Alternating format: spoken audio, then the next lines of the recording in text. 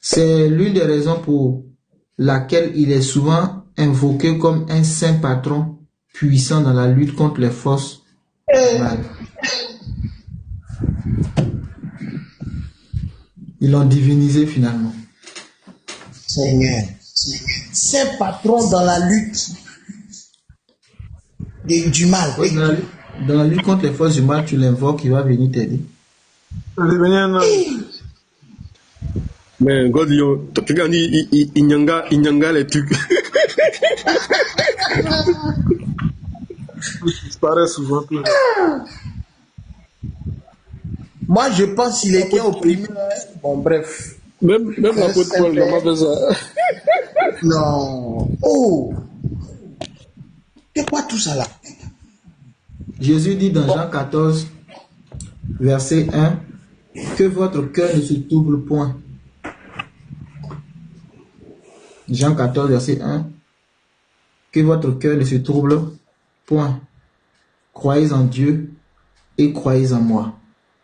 Il y a plusieurs demeures dans la maison de mon Père. Si cela n'était pas, je vous l'aurais dit.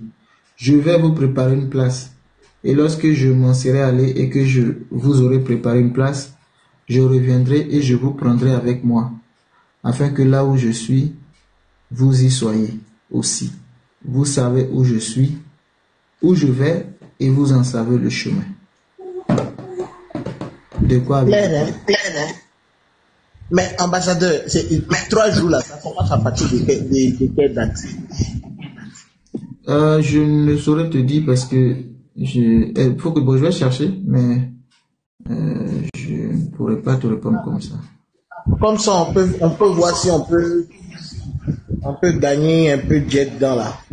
Peut-être on va regarder les prophéties de Nostradamus. Nostradamus a écrit ses prophéties dans un style très particulier en 1555. Des quatrains, des poèmes des 4 vers rédigés par un mélange de français et de latin et de provençal. Une obscurité délibérée, des vers sont extrêmement vagues, pleins de métaphores, d'anagrammes et de langage symbolique pour éviter, pense-t-on, la persécution pour hérésie. Le soleil vint de Taurus si fort, terre tremblait la terre.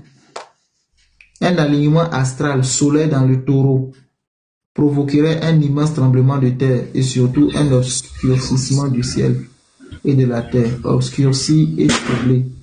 La fin du vers est souvent lue comme une grande crise de la foi. Quand le défaut du soleil l'or sera sur le plein jour, le monstre sera vu. Tout changement, on interprétera cherté, nagarde, nul n'y a pourvu. Le défaut du soleil est souvent vu comme une éclipse extraordinaire ou un événement qui bloque la lumière du jour sur le plein jour. Vraiment. Ambassadeur. Oui.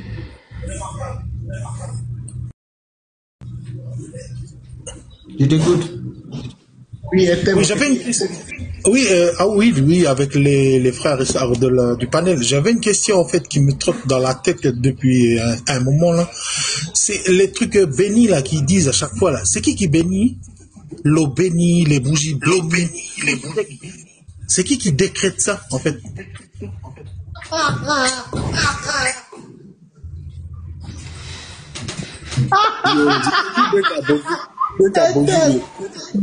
Là, c'est pas tranquille, God, on n'a pas bonjour.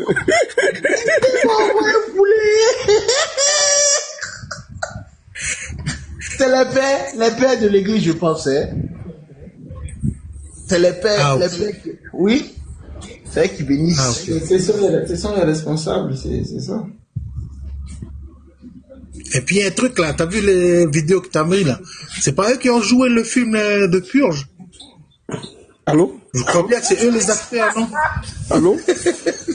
Oui, attends une seconde. Allô? Gospel Track. Oui, bonsoir tout le monde. Bon, j'aimerais intervenir sur le sujet, mais j'aimerais intervenir pour 2 sujets. Le premier, vous avez parlé de l'eau bénite utilisée par les catholiques qui bénissent cette eau. Il faut voir une des vidéos de bon, quelqu'un qui dit qu'il était dans le satanisme, bon, qui a fait beaucoup de révélations, qu'on appelle Jonas. Je ne sais pas si vous avez entendu parler.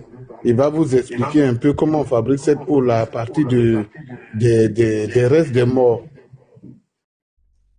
Donc, il va vous expliquer ça. Et moi, j'avais déjà l'explication depuis, et bon, il vient confirmer encore ce que j'avais depuis tout petit.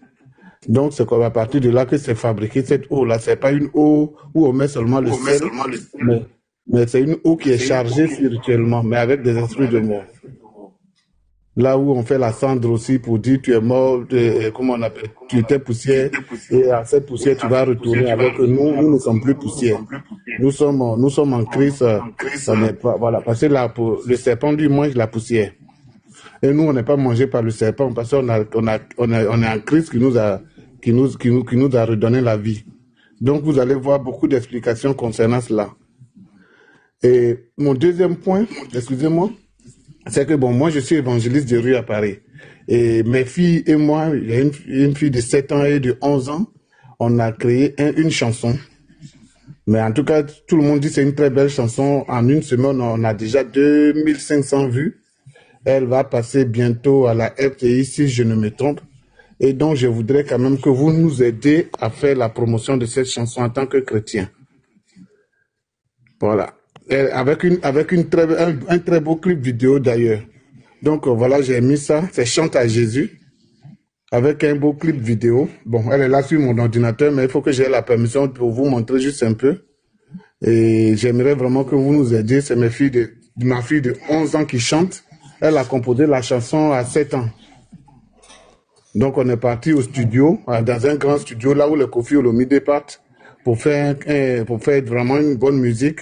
Et on a pris aussi un très bon caméraman, quelqu'un qui a travaillé avec Econ du Sénégal, là, pour nous faire un clip vidéo. Donc, on a vraiment mis les moyens pour faire quelque chose de potable.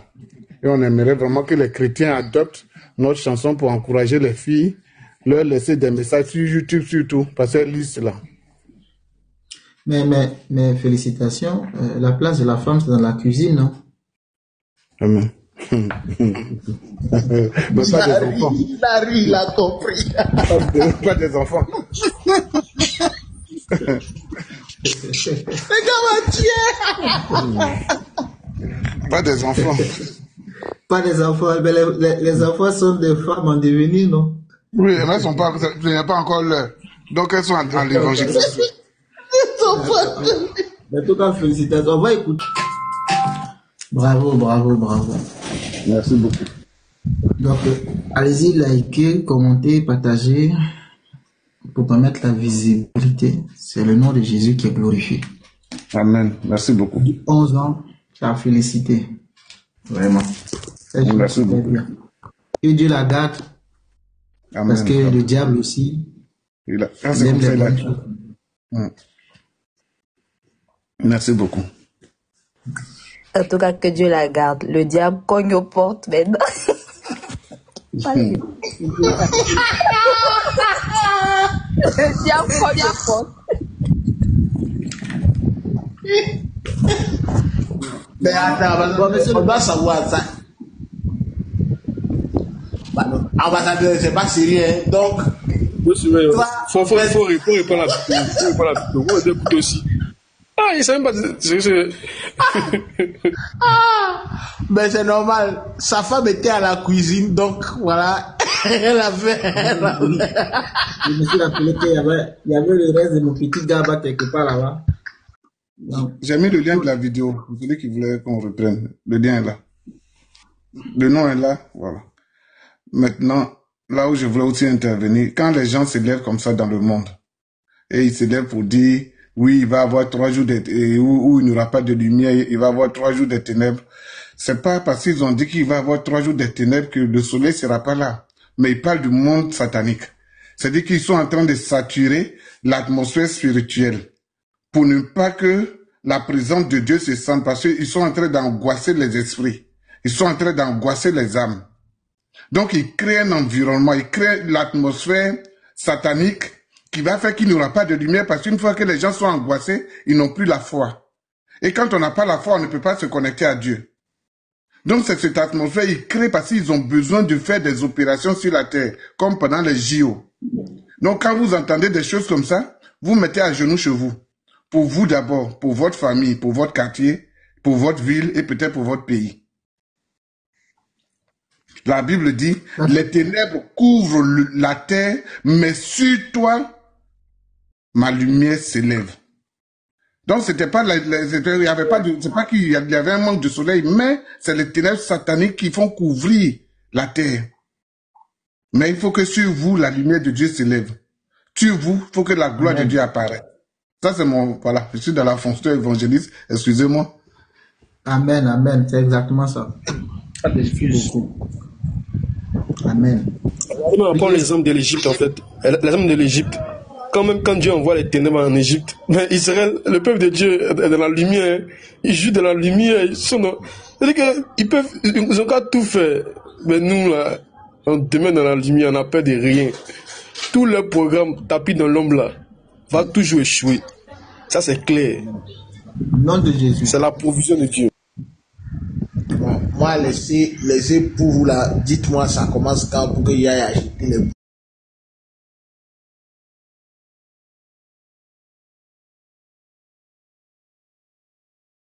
du pouvoir.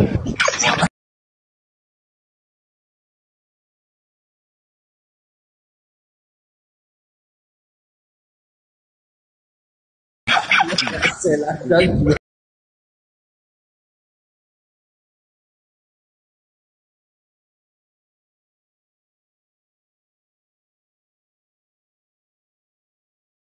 Vous avez 3 bougies, moi j'ai 3 cailloux. Voilà. Il dit que c'est Santa Rita, mais qui est Santa Rita là?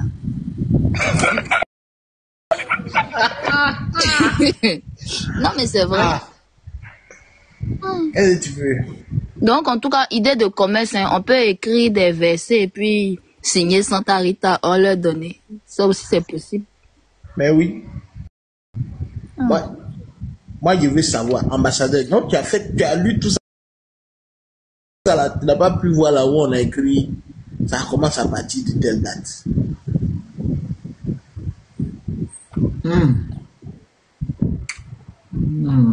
Frère, il faut arrêter avec ton gaba que tu manges pour nous, c'est quoi même? Aïe.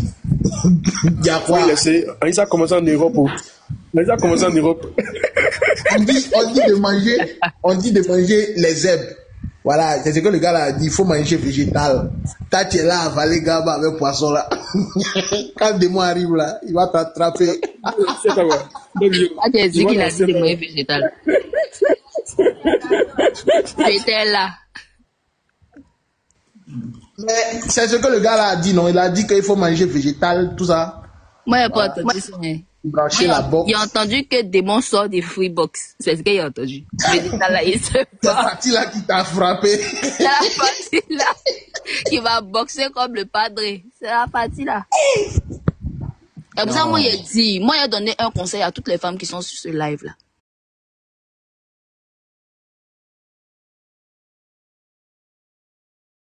Le jour un homme te dit, il faut aller à la cuisine parce que ta place est dans la cuisine. Il faut lui faire jurer qu'il saura te protéger comme Padre Pio. Parce que les attaques là, c'est pas tout le monde qui peut accuser ça. Aïe, on dit il y a des cris. Il est meurtri. Le jour où il quitte l'église pour aller m'asseoir dans la cuisine. C'est comme mon mari là, en tout cas, son côté Padre Pio est activé. Oh. Aïe, le mollet de Padre Pio maintenant spirituellement. Tu peux pas. Ça t'est resté dans quoi? Non mais attends, moi il m'a fait l'œuvre de Dieu. S'il y a un Padre Pio à côté de moi là, ça sert à quoi? C'est là maintenant il m'a m'asseoir dans la cuisine. Parce qu'il gère. Aïe, on dit disparaît tout ça là. Aïe. T'es gâté oh. Bien bon. Bien bon. Dieu bon. Dieu bon. Il voulait disparaître. Oui. Alors, voilà, les conseils, j'ai pas de Pio. En fait, bon, toi, 2 jours là, on te comprend. Je vais t'enlever un peu. Toi, 2 jours là, on te comprend plus. Quand tu arrives sur le panel là, tu te mutes et puis bon, je sais pas. Il faut Il faut inviter Non, Flo. 2 jours là, je suis un peu occupé. Les hommes, j'ai un truc là. Ah, il faut inviter Flo, hein. Flo. Tu veux faire quoi? Non, t'as pas entendu bien. Il dit invite Flo.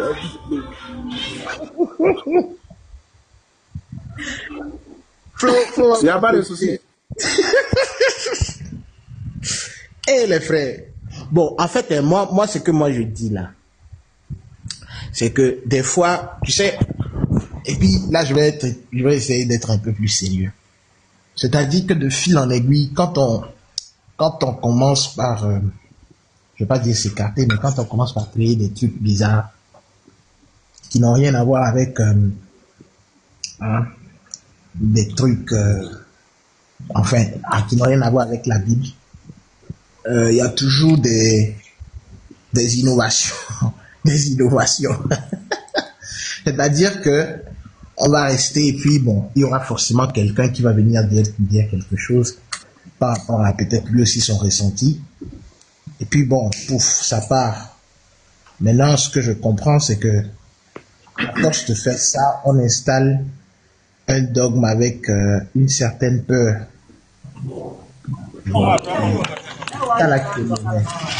C'est la peur là qui est... Parce que déjà, quand tu dis qu'il y a beaucoup de personnes qui sont sur TikTok qui reviennent le truc, il y a vraiment des gens qui ont peur de ces gens. Et bon, bien qu'on est en train de rire, c'est même bizarre. Oh, Monsieur Ali, pardon, est-ce que vous pouvez vous muter, s'il vous plaît?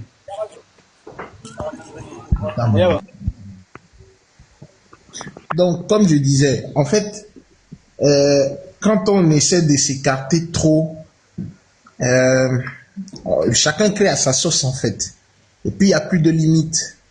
Quelqu'un s'assoit et puis dit, bon, tu sais, voilà, le ciel va devenir rouge comme sang, donc ça veut dire que ceci. Donc, pour combattre ça, il faut faire ceci ou il faut faire cela. Bon, moi, je ne suis pas dans l'optique d'attaquer la foi de quelqu'un, mais est-ce que si on est vraiment la lumière du monde, est-ce qu'on a à s'en faire des ténèbres? C'est la seule question que moi j'ai. Si vraiment on est la lumière du monde, les ténèbres là, on a peur de ça par rapport à quoi?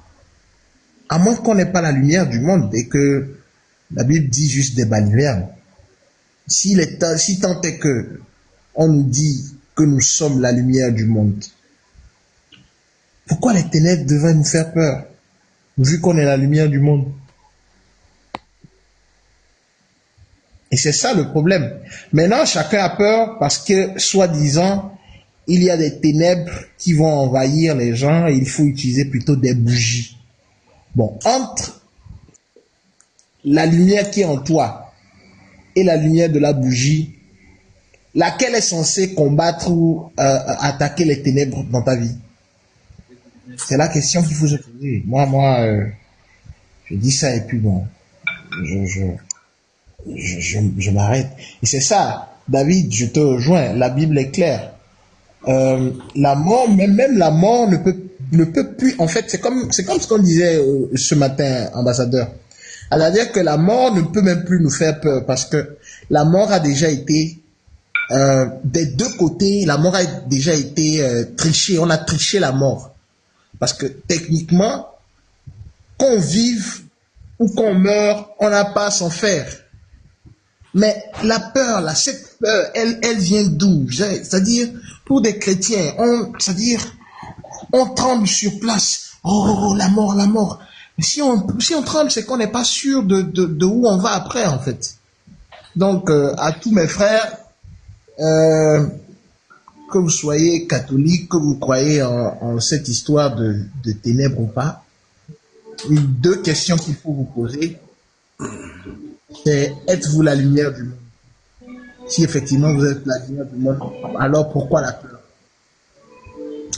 Et la deuxième question, pourquoi avoir peur de la mort? Pourquoi avoir peur de mourir? Ça n'a pas de sens. En tout cas, à mon humble avis, hein, ça n'a pas de sens.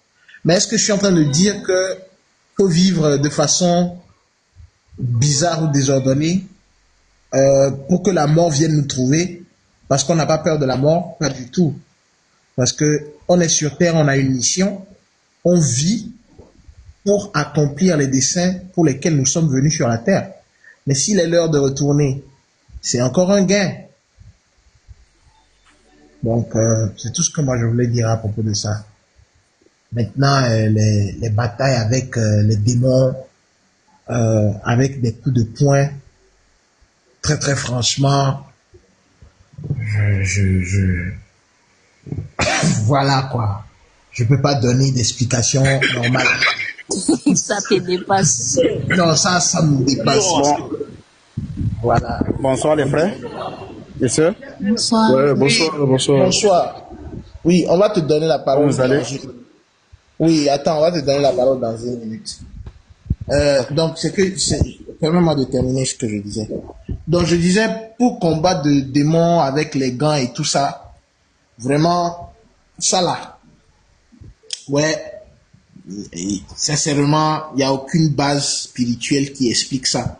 Bon, on peut me parler d'un phénomène isolé, à quelque part, mais dire que c'est une pratique de se bagarrer avec démons physiquement, ça c'est quand même chaud parce que la Bible est claire. Les Nous démons n'avons sont pas à lutter contre la chair et le sang. C'est-à-dire, clair. Donc, Mais pas de frère, Pio l'a fait. Pas de Pio l'a fait. Il y a quoi? Les armes avec lesquelles nous combattons ne sont pas Elles sont pas physiques, charnelles. mais elles sont puissantes pour renverser les forteresses et pour emmener toute pensée captive à l'obéissance à la parole de Dieu. C'est ce que nous ferons. Et cette histoire de boxer démons là, ça là, je crois pas en ça. ça là, c'est là où moi-même, Donc tu réunis pas de Pio. Tu le non, réunis. je le renie pas, mais Je le bannir, je le refute. la Bible n'enseigne pas ça. La Bible n'enseigne pas ça, frère. Ça là. Soit il y a un cas de possession à quelque part, soit il y a quelque part. Bon, en tout cas, bon, la Bible n'enseigne pas ça. D'abord, un démon ne peut même pas avoir de l'ascendance sur un chrétien, un vrai chrétien. Un démon, il vient, tu le chasses. En moins de 2 secondes, il doit partir parce que Jésus est en toi. Bon, c'est quelle gamme? C'est quelle gamme de démons et puis on vient, tu. La Bible dit que Jésus arrive à Nazareth, God Lion. Jésus arrive dans le territoire de Génézareth. Qu'est-ce qui se passe? Il y avait un homme qui était possédé d'une légion de démons. Pour ceux qui ont fait l'armée, ils savent qu'une légion militaire vaut au moins 12 000 personnes. Donc le gars avait a priori au moins 12 000 démons. Jésus avait le seul esprit de Dieu en lui, face à face. La Bible dit que l'homme possédé de 12 000 esprits là s'est agenouillé. Joe, quand tu as l'esprit de Dieu là, les démons s'agenouillent devant toi, tu ne fais pas par là avec eux. C'est pas là. Padre Pio là, c'est Padre Pio, ouais. Laissez ça là. Non, sérieusement. Démon, comment un démon va te faire fuir? Démon arrive, tu dis sors, il sort, il n'a pas, je comprends pas. C'est quel genre de chrétienté qu'on veut présenter aux gens? Honnêtement, moi, je suis choqué quand même. D'entendre qu'on peut se bagarrer physiquement avec des démons. Non. En tout cas, que Dieu nous aide. Donc, voilà. Ambassadeur, il y a Ali Bonko qui voulait parler. Ouais, bonsoir ambassadeur. Ali, bonsoir. Ça fait très longtemps. Et sur le panel aujourd'hui encore, je vous ai vu. Donc ici, monté pour te saluer. On voit aussi les nouvelles de tout le monde en général. Merci beaucoup. J'espère que tout va bien. Oui, tout va bien. Tu es prêt à confesser Jésus-Christ comme Seigneur et Sauveur? Bon. Moi, je n'ai jamais contredit ce propos. Dit que Jésus est sauveur, je n'ai jamais contredit. Je n'ai jamais dit le contraire, je vais dire. Parce que la Bible même nous dit dans Luc 4, à partir du verset 16, que Dieu l'a choisi. Moi, je crois que Dieu a choisi Jésus. Et Dieu ne choisit pas n'importe qui. Par exemple, quand on dit que Dieu t'a choisi, ça veut dire que tu es béni d'abord. Il faut que tu sois béni pour que Dieu te choisisse. Mais Dieu choisit Jésus pour faire quoi? Nous voyons ça dans Luc 4 à partir du verset 43, pour annoncer la bonne nouvelle. Et Jésus même nous dit dans Luc 11 à partir du verset 28 que heureux ceux qui écoutent la parole de Dieu et la mettent en pratique. Et on a vu que toute la vie de Jésus, dans Marc 1 à partir du verset 13, on dit que Jésus même partait à Galilée pour prêcher l'évangile de Dieu. Donc nous croyons, moi je crois que Jésus est un messager de Dieu, un envoyé de Dieu pour annoncer la bonne nouvelle. Même si la bonne nouvelle, je ne fais pas parmi, comme lui-même il dit dans Matthieu 15 à partir du verset 24, qu'il était envoyé seulement aux enfants d'Israël. Et il a dit encore dans Matthieu 7 à partir du verset 6 que ce n'est pas bon pour que moi, aujourd'hui, moi qui ne suis pas un enfant d'Israël, j'ai l'évangile avec moi, qui est sa parole, parce que ce n'est pas destiné à moi. Parce que si je prends, je ne vais pas comprendre, je vais vouloir peut-être traduire les versets autrement que ces enseignements. Et aujourd'hui, voilà, on est confronté à tous ces problèmes-là. On voit aujourd'hui, tout ce que Jésus a dit, on voit le contraire aujourd'hui. Vous voyez un peu, non? Bon, tout à l'heure, je t'ai vu commenter, dire que Jésus est Dieu. Mais tout ça là, bon, c'est compliqué. Parce que vouloir dire quelque chose que lui-même il n'a pas dit, étant donné que lui-même il dit dans Jean 14 à partir du verset 24 que celui qui ne garde point sa parole. Bon, vraiment, je ne sais pas par quelle acrobatie. Et on peut venir dire encore que Jésus est Dieu, étant donné que Jésus dit dans Luc, Marc 1 à partir du verset 13 qu'il est parti à Galilée pour prêcher l'évangile de Dieu.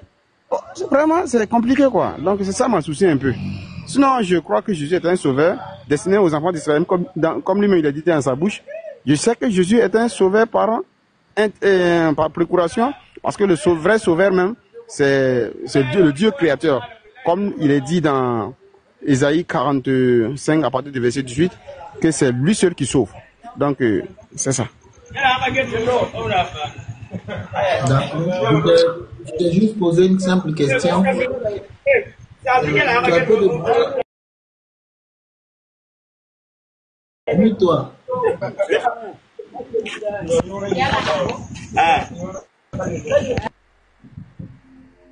Je t'ai juste posé une question. Est-ce que tu es prêt pour accepter Jésus-Christ comme Seigneur et Sauveur? Et tu as déroulé tout un narratif avec des versets bibliques à l'appui. C'est bien. Je vois que tu maîtrises, tu connais les versets bibliques. C'est très bien. En tout cas, félicitations. J'espère que tu es aussi fort et doué dans le Coran. Mais je reviens encore sur ma question. Est-ce que tu es prêt à accepter Jésus-Christ comme Seigneur et Sauveur? Que tu dises que Jésus est Fils de Dieu, que tu dises que Jésus est prophète, que tu dises que Jésus est charpentier, que tu dises que... Non, je n'ai pas... Voilà, donc je n'ai pas... Attends, frère, attends. S'il arrivait que la mission de Jésus me concernait, Ali, pardon. Répondre facilement oui. Tu as fait speech, on t'a écouté. Attends, C'est moi qui t'ai muté. Tu vois, quand tu as parlé, je t'ai écouté jusqu'à ce que tu dises j'ai terminé. Puis je t'ai écouté sagement. Donc écoute-moi aussi. Donc je reviens à ma question. Ok.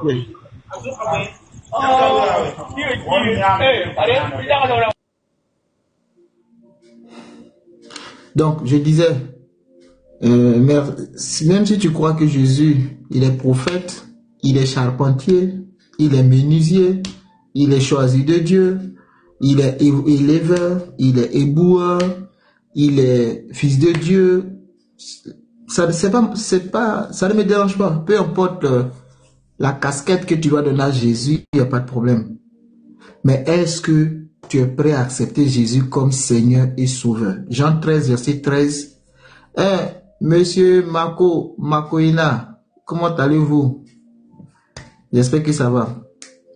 Que tu crois que Jésus est Seigneur, que tu crois, peu importe ce que tu donnes comme fonction à Jésus, ça ne me dérange pas.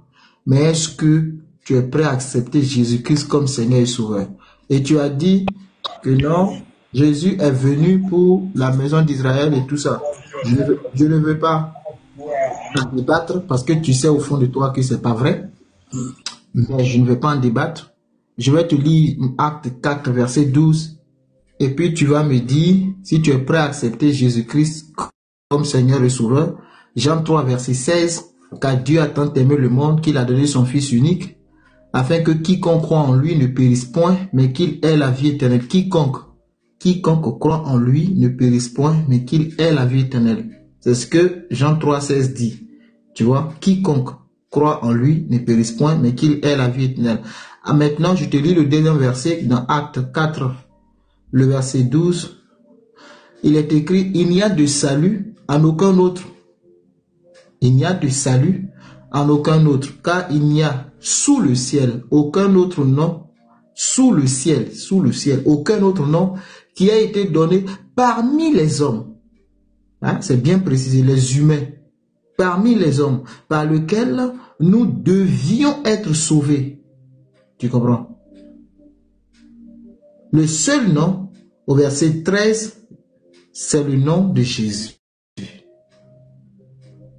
De Matthieu 28, allez par tout le monde, faites des disciples, de toutes les nations, des disciples. Donc je te repose ma question, es-tu prêt à accepter Jésus-Christ comme Seigneur et Sauveur? Celui qui croira et qui sera baptisé sera sauvé, celui qui ne croira pas sera condamné.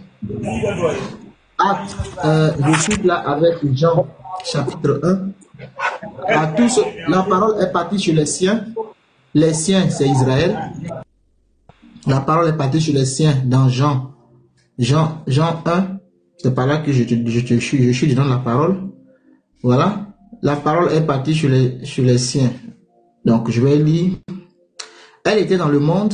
Donc, et voilà, on va prendre la partie du verset 6. Je t'épargne le verset 1 qui dit que Jésus est Dieu. Je t'épargne ça déjà.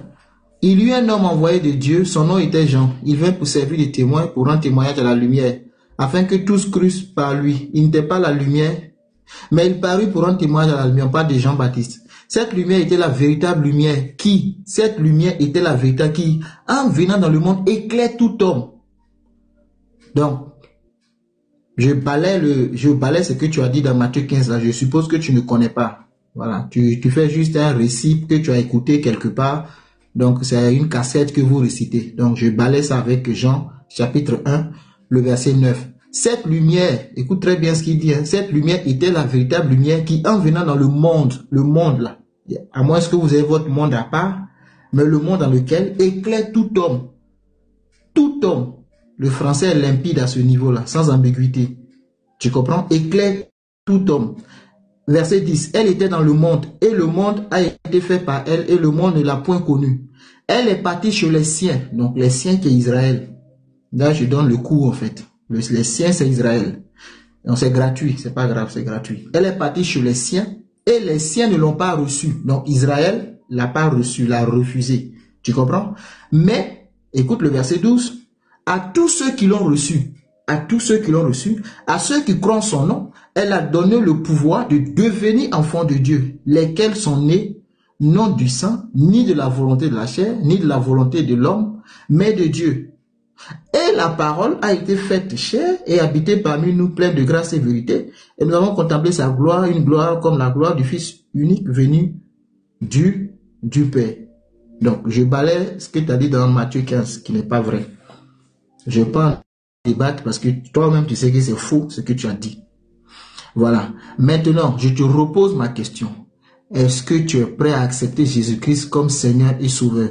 Car la Bible est claire, celui qui ne croit pas en lui, il se juge lui-même. Jean 3, verset 7 à 18. Il se condamne lui-même. Monsieur, on est ici. Ok.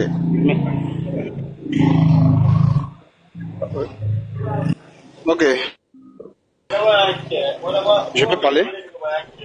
Oui, vas-y. Je peux parler à ma soeur? Ok, merci beaucoup. Donc, je vous ai bien écouté. Et ça m'étonne quand même vraiment que vous dites que le verset que j'ai donné dans Matthieu 15 à 24, où Jésus dit que j'ai été envoyé au brebis de la maison d'Israël, que ce n'est pas vrai. C'est en fait dans votre bouche, moi j'ai enregistré. Donc, maintenant, moi, je n'ai pas contredit tout ce que j'ai eu à dire. Vous ne m'avez pas contredit avec les propos de Jésus.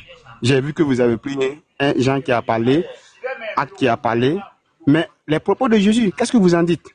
Bon, et puis vous pouvez prendre Jean à partir du verset 1 pour prouver déjà même la divinité de Jésus.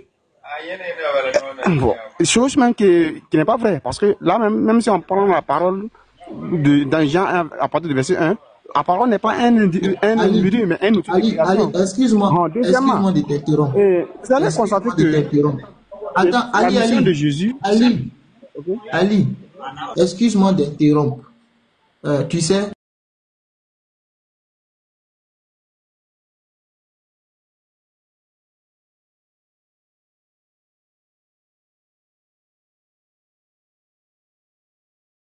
verset biblique. Tu es même allé citer Isaïe. Isaïe, là, c'est pas Jésus qui parle. Mais tu as pris Isaïe comme agent comptant dans ton narratif pour dire que tu es dans la vérité. Tu as cité Isaïe. Tu comprends? Isaïe, c'est pas Jésus qui parle. Et là, tu vois un peu. C'est le prophète Isaïe qui parle. Mais ce sont les prophètes. Non, laisse-moi terminer. Non, je suis comme ça. Moi, je n'échange pas. Je préfère faire mes lives où je lis mes bouquins, où je partage la parole. J'aime pas les choses malhonnêtes. Et c'est cet esprit-là que tu veux emmener. Ça ne m'intéresse pas, Ali. Tu as cité Isaïe. C'est pas Jésus qui a parlé là-bas. Mais tu as cité Isaïe pour appuyer tes propos. Tu comprends? Tu as cité Marc. Tu as cité plein de versets. Il n'y a aucun verset où je t'ai dit c'est Jésus, c'est pas juste. Parce que toute la Bible de la Genèse à l'Apocalypse, c'est la parole de Dieu. Je dis amen à ça. Donc quand tu cites un verset biblique, je le prends. Dès que moi je cite Jean, tu dis tu t'en vas prendre un certain Jean pour venir contredire mes propos. Je veux les propos de Jésus. C'est malhonnête intellectuellement. Parce que Jésus n'a jamais écrit un verset biblique. Jésus n'a jamais écrit un verset biblique. La certitude, ambassadeur, la certitude que tu as, s'il te plaît. Je vais ajouter à ce que tu dis. Par exemple, c'est le même Jean qui rapporte les propos de Jésus qui parle en Jean chapitre 1. Donc, qu'est-ce qu'il nous raconte en fait? Non, on va mettre fin à ça parce que moi, je ne vais pas me prendre la tête.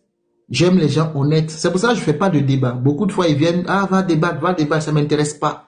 Parce que les débats où on pioche des versets, Actes chapitre 1, on pioche le verset qui nous arrange, comme le fait souvent Ismaël Aka quand il prend Acte 10 pour montrer que Jésus est un homme, il coupe au verset 37, alors que le verset 38 dit que cet homme Jésus, il a été crucifié et ressuscité, et il n'en veut pas. Tu vois, moi, ça ne m'intéresse pas. Si j'entre dans le Coran, je prends tout le Coran de la première sourate à la 114e sourate qui est clair, tu comprends? J'accepte tous les versets coraniques. Sourate 19, 71, 72, il n'y a personne parmi vous qui ne passera pas par l'enfer. Il s'agit là pour ton Seigneur d'une sentence irrévocable. Tu comprends? Il y a beaucoup de choses comme ça que moi, je n'aime pas dans les débats. Donc, monsieur Ali, je te repose ma question parce que tu ne peux pas débattre avec moi sur le fait que Jésus soit envoyé pour l'humanité. Tu ne peux pas. C'est pas la peine. Parce que tu n'as rien compris de Matthieu 15. Tu n'as rien compris. Maintenant, comme tu ne veux pas, on va s'arrêter là. Si c'est pour me dire, ça c'est pas la parole de Jésus, ça c'est la parole de Jésus, c'est pas Jésus qui parle, c'est Paul qui parle, c'est Matthieu qui parle, c'est Jacques qui parle, il n'y a pas de problème, tu es venu pour me saluer, c'est gentil de ta part. On va s'arrêter là et puis on va se dire assalamu alaikum. Comme ça, chacun va aller en paix dans sa maison. Est-ce qu'on est d'accord? Ok, ambassadeur, moi je pensais que même tout le monde qui est là, je pense que tout le monde est intéressé à la discussion parce que c'est les échanges comme ça qui beaucoup aussi en profitent pour avoir beaucoup de connaissances aussi. Moi je ne t'ai pas contredit, je n'ai pas dit que ce que tu as cité c'est pas biblique, mais seulement s'il y a des propos qui contredisent la parole de Jésus, mais on doit réfuter, puisque même Jésus a dit dans Jean 10 là, je m'abuse, il dit quoi? Que le maître, les disciples n'est pas plus grand que lui en personne, lui aussi n'est pas plus grand que Dieu. Donc ça veut dire quoi? Si la parole de Jésus est sortie et qu'il y a une autre parole qui vient contredire Jésus, donne-moi le verset, cette parole a été donne-moi le verset où Jésus dit que le disciple n'est pas plus grand que le maître n'est pas plus grand. Donne-moi le verset, s'il te plaît. Ok. Tu me descends pas, hein? Je non, je descends. Tu as demandé le verset. Je ne veux pas te descendre. Je veux le verset, c'est tout. Ambassadeur, si tu finis avec lui, tu me permets de lui poser des questions sur la vie de Mohamed un peu. Je veux comprendre certaines choses concernant Mohamed, quoi, juste après lui. Voilà. Il n'y a pas de problème. C'est facile. C'est facile de faire un narratif. Tu dis que les disciples ont contredit Jésus. Et donc, tu prends les paroles de Jésus parce que les disciples ont contredit Jésus. Donne-moi ton verset, puis montre-moi là où les disciples ont contredit Jésus. Là où les paroles des disciples, pardon, contredisent les paroles de Jésus. Shalom, shalom, bonsoir à tous. Shalom, Ahmed. Ahmed.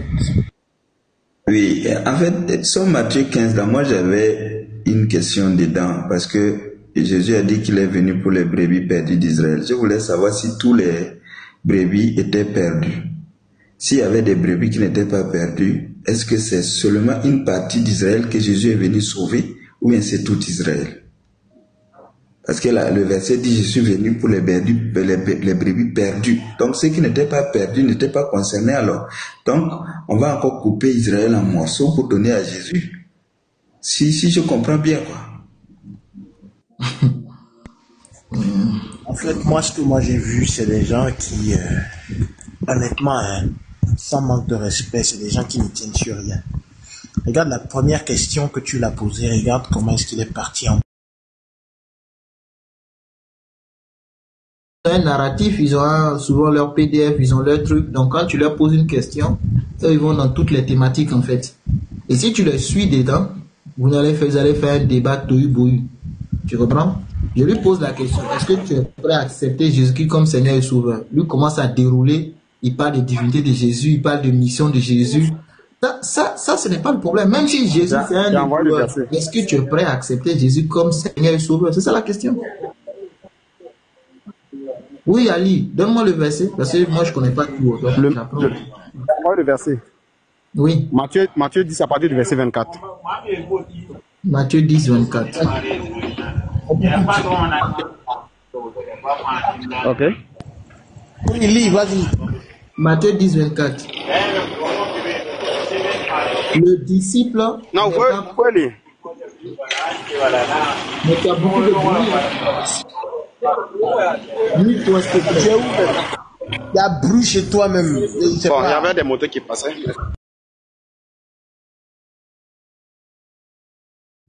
Pardon, il faut changer d'endroit, sinon ça va être difficile. Il faut changer d'endroit. Tu as trop de bruit.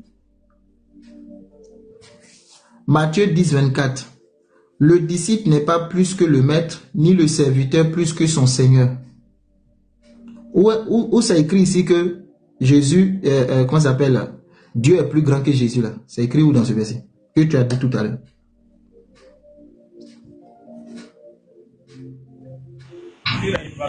Le verset que je viens de donner, oui. Je suis en train de vous faire comprendre que la parole de Dieu qui est au-dessus de tous. Et après, la parole de Dieu, puisque comme Jésus ne va pas dire autrement que Dieu a dit, donc raison pour laquelle Jésus dit que le disciple n'est pas plus grand que le maître. Le maître ici, c'est lui.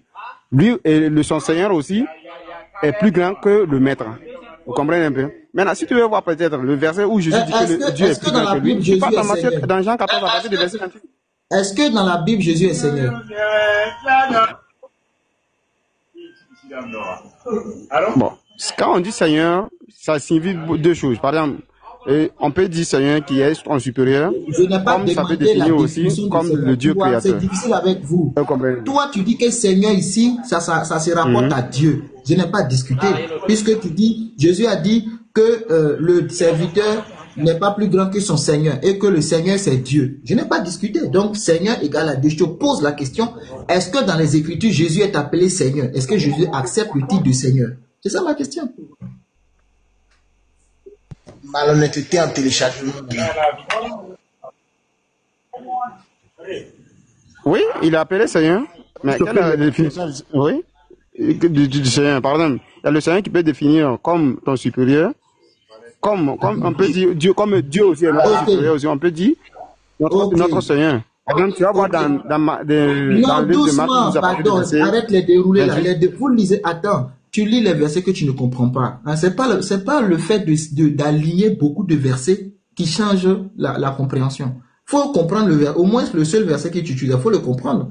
Donc, Jésus est appelé Seigneur dans la Bible. Jean 13, verset 13. Vous m'appelez Maître et Seigneur. Il prend les deux titres, hein, Maître et Seigneur, et vous dites bien car je le suis.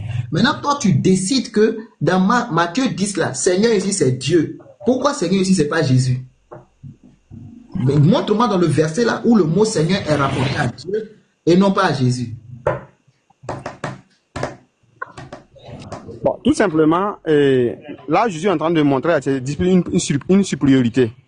Donc, cette supériorité, c'est pour dire que sa parole est au-dessus des paroles de ses disciples.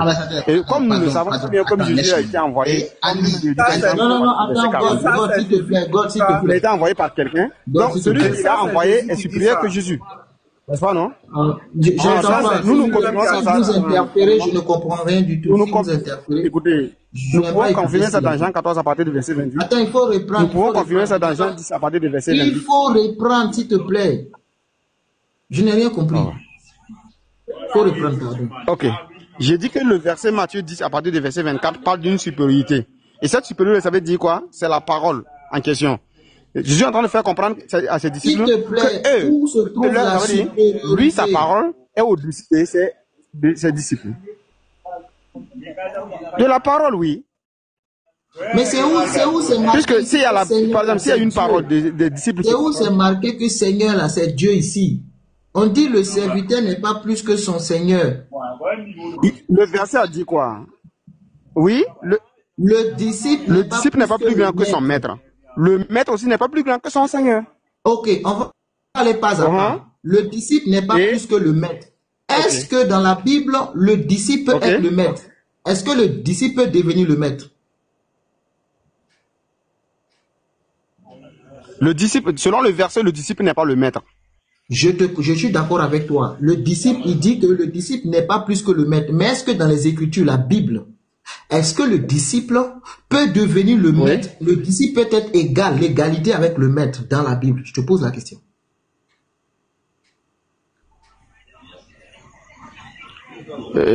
Non.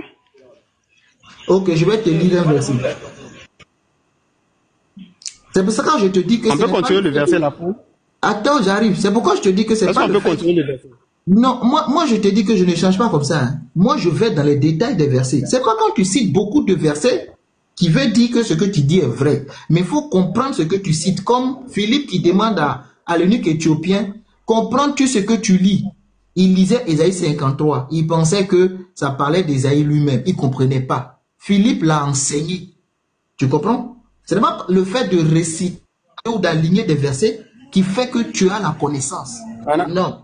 Toi, tu fais de la récitation comme vous faites du Coran. C'est-à-dire réciter le Coran. Non, on ne récite pas la Bible. On étudie la Bible. On médite les Écritures. Je vais te lire un verset pour te montrer que le disciple devient le maître. Si le disciple devient le maître, c'est que ce que tu es en train de dire ne tient pas la route. Tu comprends? Je vais te lire ça. Moi, ok.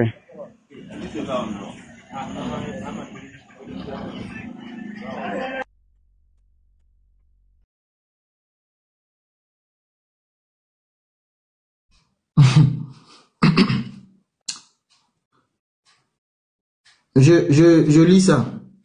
Luc 6, verset 40. Luc 6, il faut noter chez toi, verset 40. Écoute très bien. Le disciple n'est pas au-dessus du maître. Mais tout disciple, écoutez, mais tout disciple accompli sera comme son maître. Luc 6, 40. Le disciple qui devient mature, le disciple qui devient mûr, il devient comme le maître. Parce qu'en fait, le but du disciple, c'est devenu comme le maître. Tu comprends? Donc, c'est pas une notion d'infériorité ou de supériorité qui reste temporelle. Dans le sens où, tant que tu es disciple et un maître, tu ne restes que disciple, tu ne seras jamais comme maître. C'est faux. Vous avez le verbe, mais vous n'avez pas la connaissance. Parce que Luc 6, 40 dit que le disciple qui est accompli là, qui aura reçu tout l'enseignement, toute la connaissance venant du maître, il devient comme un maître. C'est pourquoi lui-même, à son tour, il devient aussi un formateur, un enseignant, et il a aussi des disciples. Tu comprends? Jésus a choisi des disciples. Il les a formés, mais tu vas voir que Jésus a dit à ses disciples-là, à leur tour d'aller enseigner aussi. Paul a choisi des gens avec lui. Il les a formés et Paul a dit que ce que vous avez entendu de moi, reçu de moi là, allez-y aussi à votre tour enseigner. Mais tant que tu ne deviens pas comme le maître, tu ne peux pas enseigner. Il ne faut pas que ça t'échappe ça. Sinon, tu vas faire sortir de route. Et c'est ce que tu es en train de faire. Si on continue, ça c'est le premier niveau. Ensuite, Jésus parle du... Oui. Si tu veux parler, je t'écoute. Hein. Avant que je continue, si tu n'es pas d'accord, je t'écoute. Je te donne Luc 6, verset 40. Tout disciple accompli sera comme son maître. Ok. Il est bien dit que le disciple devient comme le maître. Mais le disciple ne sera jamais le maître. Est-ce que vous comprenez un peu?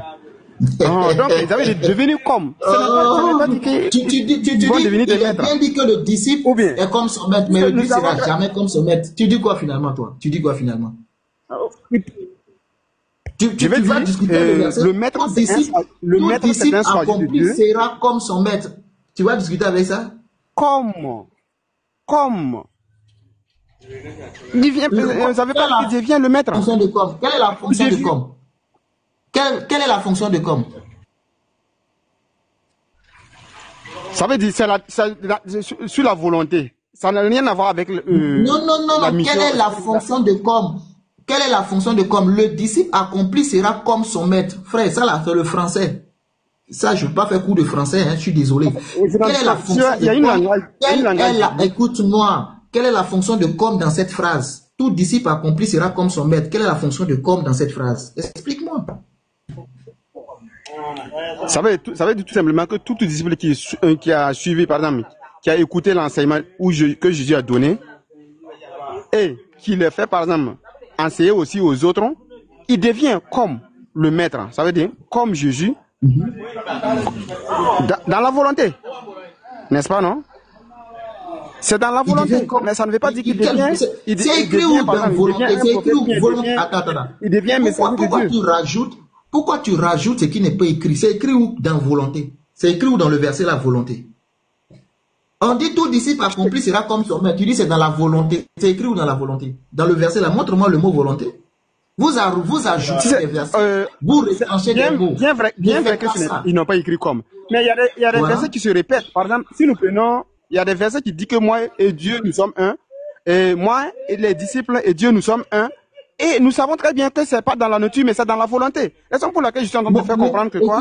Que c'est dans la volonté et non dans la nature. Je te répète, il ne sert à rien d'aligner des versets. Si tu ne comprends même pas ce qui est là, il ne sert à rien d'aligner des versets. Parce que quand je te donne la parole, tu as cité au moins 10 versets dans ta première prise de parole.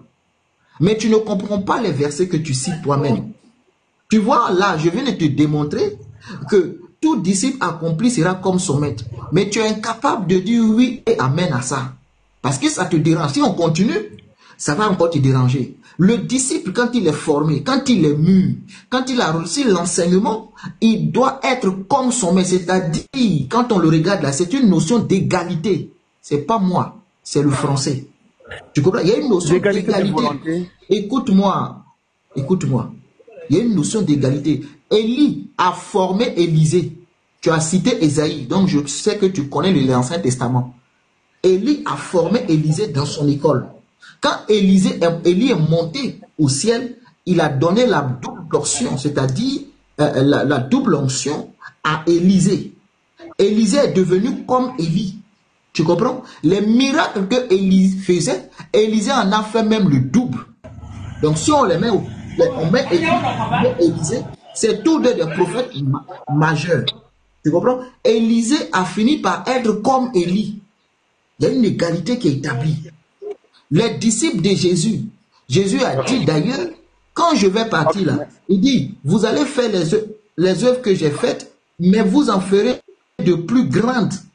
Tu comprends? C'est-à-dire que même quand tu écoutes Jésus, Jésus va placer les disciples même au-dessus de ce que lui il a fait. Il dit, moi j'ai fait des œuvres, mais ceux qui croient en moi vont faire des œuvres encore plus grandes. Pourquoi? Parce qu'il faut que le disciple devienne comme le maître. Ça là, pardon, il faut fermer la parenthèse. Dis amen à ça. Ok. Avancer. Bon, il n'y a pas de quoi. Bon, tu as expliqué, j'ai compris. Mais ok, je vais revenir. Il n'y a pas de quoi, j'ai compris. Merci pour l'enseignement. Voilà, donc ce que je veux rajouter est que moi je ne peux pas contredire le Matthieu 15, 24 qui dit qu'il a été envoyé seulement aux gens d'Israël. Deuxièmement, nous allons constater que depuis le ministère de Jésus, il n'a jamais appelé à un non-juif, un non-israélite de venir croire en lui. Troisièmement, nous allons constater dans Matthieu 5, à partir de verset 17 et à partir de verset 10 et suite, quand même il envoie ses disciples, il dit n'allez pas chez les païens, n'entrez pas dans la vie des Samaritains, mais allez juste seulement chercher des enfants d'Israël. Donc, jusqu'après même le départ, que Jésus est parti, nous n'avons même pas aucun disciple de Jésus qui est parti appeler, par exemple, un non-israélite, ça veut dire de venir croire en Jésus. Et pour finir, par exemple, si nous prenons dans Matthieu 7 à partir de verset 6, Jésus même interdit même de ne même pas de faire tout possible, que les disciples n'ont qu'à faire tout possible pour que sa parole et l'évangile en question ne viennent pas, ça veut dire, ne vient pas à nous. Que parce que nous allons comprendre ça mal et peut-être interpréter autrement. Donc, moi, je ne vois pas la raison qui peut me pousser de venir accepter ton invitation, étant donné que je n'ai même pas été appelé. Comprenez un peu?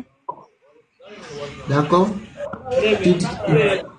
C'est dommage parce que, encore une fois, tu as le verbe, c'est-à-dire tu as les textes, mais tu n'as pas la connaissance. Tu viens me dire que Jésus n'a jamais envoyé quelqu'un vers un non-juif. Et tu dis, même après le départ de Jésus, aucun disciple de Jésus n'est allé chez un non-juif pour l'appeler dans la foi. C'est grave. Un non-israélite. Oui, j'ai dit un non-israélite. Mais c'est ce que j'ai dit, un non-juif, un non-israélite. Les juifs sont des israélites. Mais ce n'est pas tous les israélites qui sont les juifs. Est-ce qu'un ambassadeur peut comprendre ça?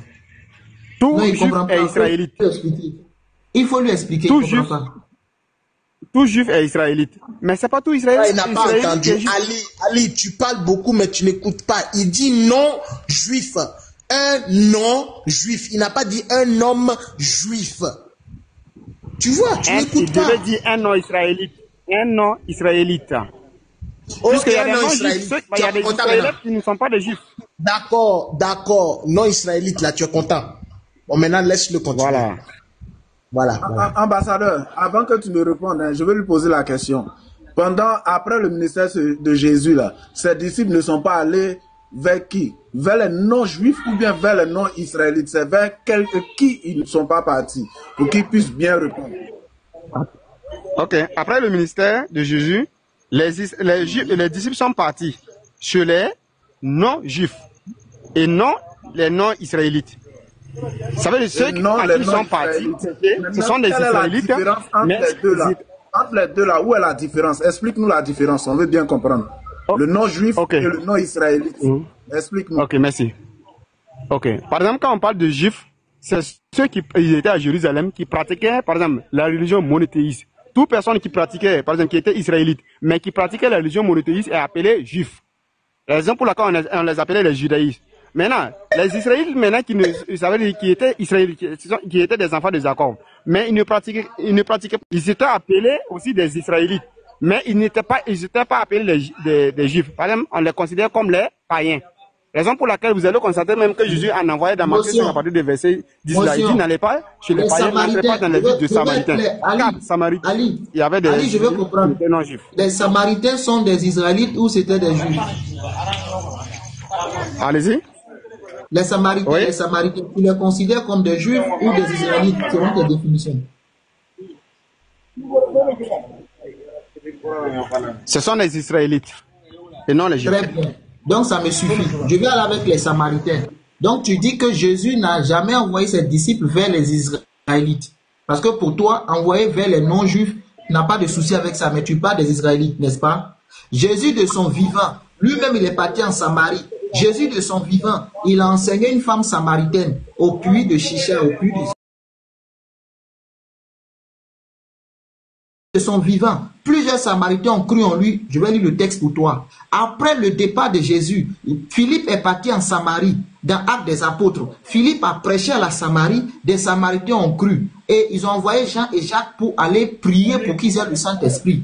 C'est vrai ou c'est faux? Avant que je lise le texte. Ouais, mais il y a une contradiction parce que Jésus l'a dit. Vous n'avez pas la parole. Merci beaucoup. Je n'ai jamais dit Ali, que c'est Jésus n'a quand pas c'est été envoyé Contradiction avec aux n'allez enfants pas chez les d'Israël. Samaritains. Moi, je n'ai jamais dit que Jésus Attendez. n'a pas été envoyé aux enfants d'Israël. Jésus prêchait les Contradiction, Israélites. ambassadeur. Attends. Contradiction. Mais ce N'allez n'est pas pas chez les non-israélites. Va Moi, chier. j'ai dit, Attends, jamais s'il été- te plaît, Ali, calme-toi. Je t'ai dit que je ne fais pas de débat dans tous les sens. Je t'ai dit ça. Je suis allé avec tes propres définitions. Tu m'as dit, les non-juifs, tu n'as aucun souci avec ça. Maintenant, c'est les Israélites. Tu fais la différence entre un non-juif et un Israélite. Et je t'ai posé la question, est-ce que les Samaritains sont des Israélites? Tu m'as dit oui. Et que Jésus n'a jamais envoyé quelqu'un. Jésus lui-même n'est pas parti et n'a envoyé personne vers les Israélites. N'est-ce pas? Je t'ai pris la femme samaritaine dans Jean 4. Jésus est parti là-bas. En Samarie, il a prêché à la dame. Elle a cru en Jésus. Et ensuite, Jésus est resté en Samarie pendant 2 jours. Il a prêché aux Samaritains. Ils ont cru. Et après le départ de Jésus, Philippe est parti en Samarie. Il a aussi prêché aux Samaritains. Ils ont cru. Et ils ont envoyé Jean et Jacques, Pierre. Ils sont allés prier. Ils ont reçu le Saint-Esprit. Ali, c'est vrai ou c'est faux? Il est passé où? Il est parti où? Non, le serrage de gorge était devenu trop. Il ne pouvait plus rester. Et la BO.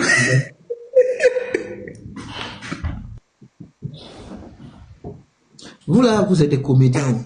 Vous êtes des comédiens. Bande de polythéistes nus. Voilà. Ceux qui pensent qu'il connaît les versets bibliques qu'il ne connaît pas, il a un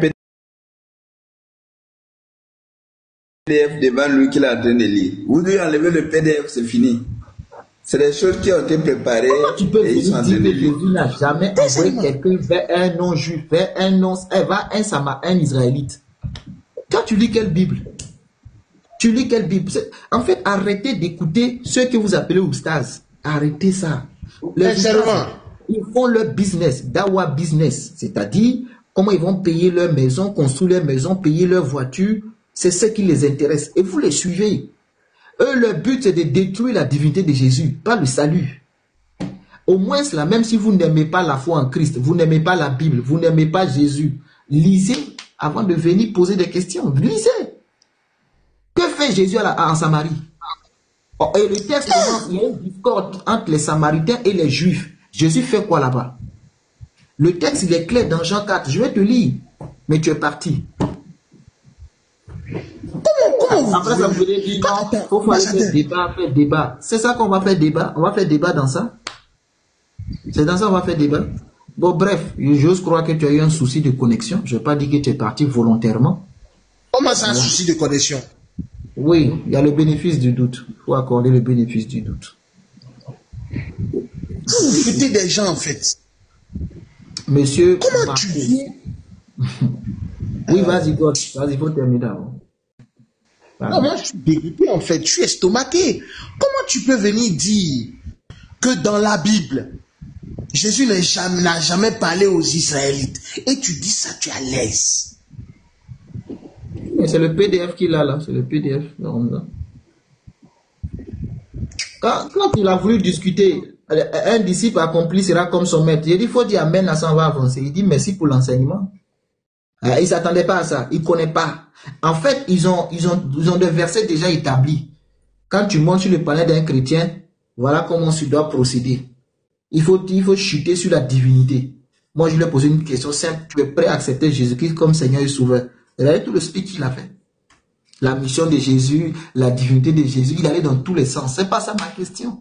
Je répète, si tu veux, Jésus est un déboueur. Ça ne me dérange pas. Jésus est un prophète, ça ne me dérange pas. Jésus est un mécanicien, ça ne me dérange pas. Jésus, c'est le Fils de Dieu, ça ne me dérange pas. Jésus est un papa, ça ne me dérange pas. Jésus est un homme, ça ne me dérange pas. Mais la Bible dit, pour être sauvé, c'est de croire en lui. Est-ce que tu crois en lui? C'est tout. Prends-le comme tu veux, mais est-ce que tu crois en lui?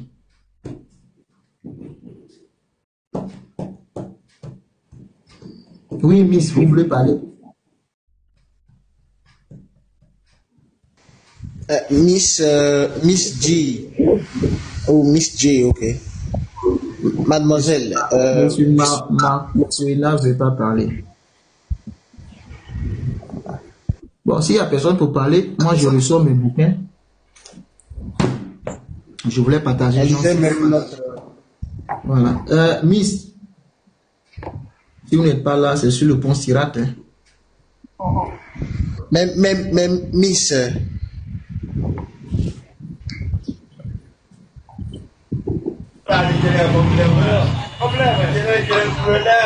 non, Ali, hein, Ali, s'il te plaît, il faut quitter le marché. C'est incroyable. Pardon, faut t'arranger à trouver un point calme, sinon on va s'arrêter là. Pardon.